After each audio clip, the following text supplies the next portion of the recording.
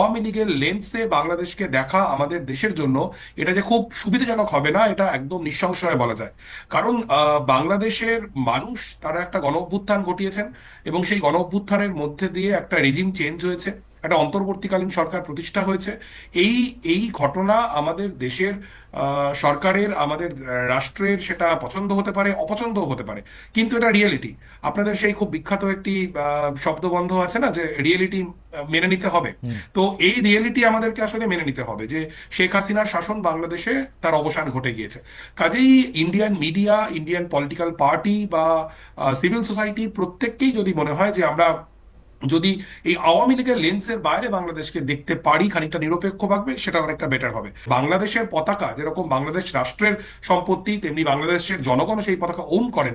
এই গণ অভ্যুত্থানেও যেমন বাংলাদেশের পতাকা মাথায় বেঁধে ছাত্রছাত্রীরা আন্দোলন হুম। হুম। করেছিলেন, তেমনি বাংলাদেশের মানুষ নিশ্চয়ই জানেন যে আমাদের কৃষক আন্দোলনে, আমাদের সিএএ বিরোধী আন্দোলনে যে দাদিরা ছিলেন শাহিনবাগে, তারাও কিন্তু ভারতের পতাকা নিয়েই রাস্তায় নেমেছিলেন। ভারতের পতাকা পদদলিত করলে আসলে এই সবাইকেই আসলে তাদের আবেগকে খানিকটা আহত করা হয়। কাজে এই শুভবুদ্ধিটা যদি সীমান্তের কাঁটাতারের দুদিকেই তৈরি হয়, মনে হয় বেটার।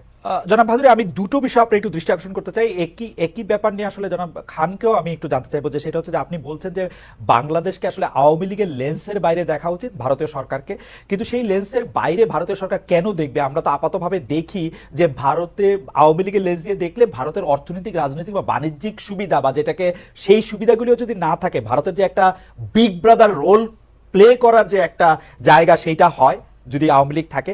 আরেকটা হচ্ছে যে ভারতকে যে আমরা আসলে বাংলাদেশের লোকজন খণ্ডিত অস্তিত্ব হিসেবে দেখে, এর তো একটা বড় কারণ আমরা তো দেখতে পাই যে ভারতের তখ্তে বসে আছেন নরেন্দ্র মোদী, যিনি একটা সাম্প্রদায়িক আহ্বান জানিয়েই আসলে ভারতে নির্বাচিত হচ্ছেন, একবার না বারবার। এবং ভারতীয় লোকজনকে মনেই হচ্ছে যে একটা সাম্প্রদায়িক শক্তিকেই তারা চান।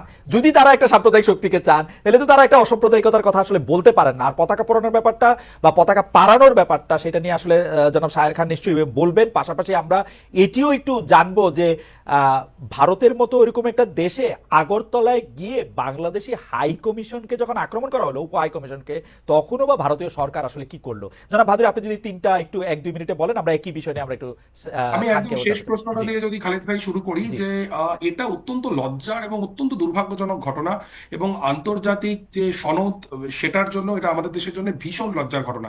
ভারত সরকার কি করেছে বলতে আপনি নিশ্চয়ই দেখেছেন, যে ভারত সরকারের পক্ষ থেকে দুঃখ প্রকাশ করা হয়েছে এবং 6 জন গ্রেফতার হয়েছেন। আমি মনে করি এটা যথেষ্ট নয়। বাংলাদেশের দূতাবাসগুলির নিরাপত্তা ভারত সরকারকে নিশ্চিত করতেই হবে। এটা দুটো দেশের জনগণের মধ্যেকার সম্পর্ক, দুটো দেশের সরকারের মধ্যেকার সম্পর্ক স্বাভাবিক করবার এটা একটা পূর্ব শর্ত, এটা করতেই হবে। এবং দ্বিতীয় যে কথাটা আপনি বলছিলেন যে নরেন্দ্র মোদীর সাম্প্রদায়িক রাজনীতি, আমি সম্পূর্ণভাবে একমত যে তার হিন্দুত্বের রাজনীতি, তিনি সেটাকেই তিনি প্র্যাকটিস করেন, এবং তিনি পরপর নির্বাচনে জিতছেন। কিন্তু আমি আপনাকে মনে করিয়ে দিতে চাই খালেদ ভাই, আপনি নিশ্চয়ই খেয়াল করেছেন যে গত লোকসভা নির্বাচনে কিন্তু এই নরেন্দ্র মোদীর যে বিজয় রথ, সেটা কিন্তু বেশ ধাক্কা খেয়েছে। এবং উত্তরপ্রদেশের মতো রাজ্য, যেখানে একদম যোগী আদিত্যনাথের খাস তালুক, সেখানে কিন্তু বিজেপি বিরাট ধাক্কা খেয়েছে। এবং আমি আপনাকে আরো মনে করিয়ে দিতে চাই যে পশ্চিমবঙ্গ, হুম। হুম। যেই পশ্চিমবঙ্গ বর্তমানে তামিলনাড়ুর পরে হুম। নরেন্দ্র মোদীর বিজেপির হিন্দুত্ববাদ বিরোধী রাজনীতির বিরুদ্ধে একটা দুর্গ হিসেবে দাঁড়িয়ে রয়েছে, সেই পশ্চিমবঙ্গেও কিন্তু গত লোকসভা নির্বাচনে বিজেপি খারাপ ফল করেছে।